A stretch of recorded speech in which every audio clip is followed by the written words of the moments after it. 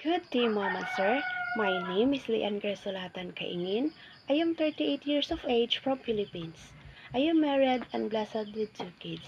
I took up Bachelor of Science in Social Work in Mindanao Central University, but unfortunately I didn't finish my studies due to some reason. Now I would like to share my work experience with you. I worked in Saudi Arabia for nearly 2 years where I cared a family of six including a grandmother with health issues.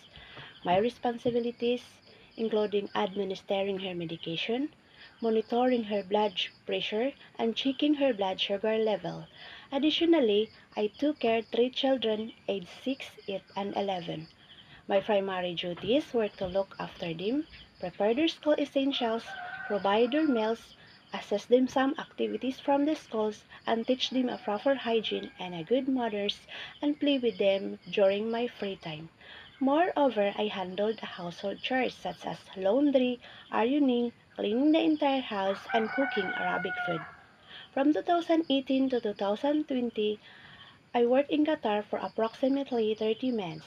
In this role, I looked after two children aged 5 and 8. At the same time, five adults also.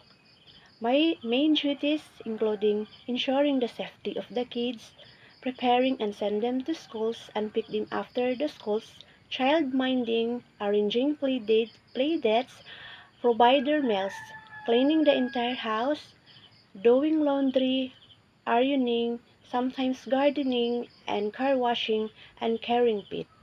To my future employer, if you hire me, I promise to do my best on my duties. I am flexible.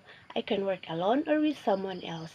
I am fun, approachable, energetic, and a proactive helper.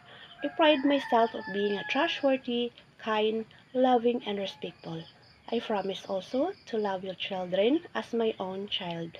Mom and sir, please give me a chance to be a part of your family. Thank you.